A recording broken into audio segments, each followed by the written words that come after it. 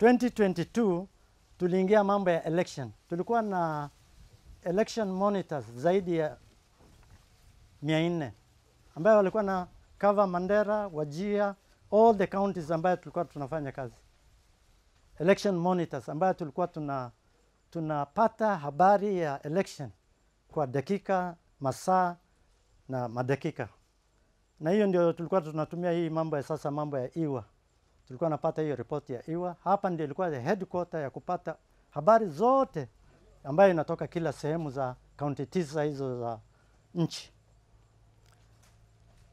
Alafu 2022 tukaenda sasa Marsabit. Marsabit pia ilikuwa na waka. Wale wanajua mambo ya Marsabit. Na leo vile Marsabit iko na ni hiyo sehemu kubwa ilichukuliwa na Interpeace. Interpeace ndio walifanya hiyo kazi yote. Kwa hivyo tunasema shukran kwa wale watu walishirikiana na sisi. Kwa sababu haiwezi kuwa tu Interpeace peke yake. Hata Sabdo na group yake akiwa kwa Rasida tulikuwa nafanya kazi pamoja. IOM sasa hii tuko pamoja. Wale wengine ni wengi sana pia tunafanya kazi pamoja na county government. Sisi tunakuwa na county government kila wakati. HY. Na tumefanya training nyingi ya conflict resolution ambayo watu wameenda. Mzee Ibro ambaye ni chairman wa Jabi, hiyo corridor ya Jabi, Mandera North. Tulikuwa na yeye paka tukampeleka North Rift juzi.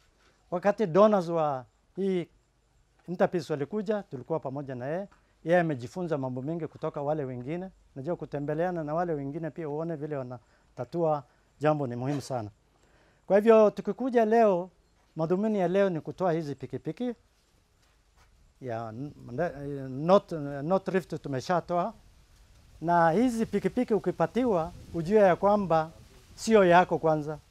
Hii ni ya mambo ya amani. Umepatiwa ili wewe unachunga na kufanya kazi ya amani. Wazee walituambia kila wakati tunataka gari, hatuna pikipiki, hatuna hii.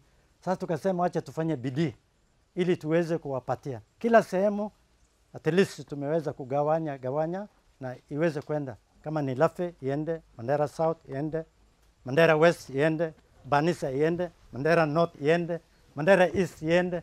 Kila sehemu hata mpaka Wajir tumewagawia. Na hii ni sehemu ya kwanza tu.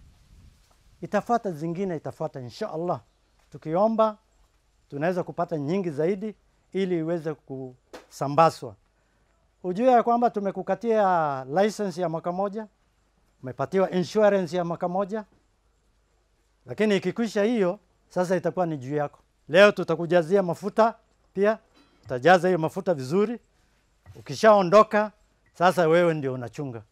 Ikipata matatizo yoyote hapa barabarani, sasa ni wewe. Usiseme NEPCO iko wapi, Malimata iko wapi, pikipiki imekuwa namna. Sasa itakuwa ni kazi yenu. Kwa hivyo lazima unatumia hii kitu kwa mambo ya amani. Sio mambo mengine ya magendo, si mambo ya biashara, si mambo ya urafiki, si mambo ya pengine unaingia naye kwa vita. Na ujue kuna kitu ambacho inaonyesha pahali unaenda. Ukitembea popote tunaona. Kwa simu yetu tunaangalia, tunaona mzee Garse leo anatafuta nini pandio bwana. Saa hii anatafuta nini? Hata wakati na pahali unapita tunaiona. Kwa hivyo tumeweka kitu pale ndani ya kujua unatembea wapi, unafanya nini. Alafu tunakuuliza sasa, mzee Garse tuliona ulienda pale fulani, iko nini?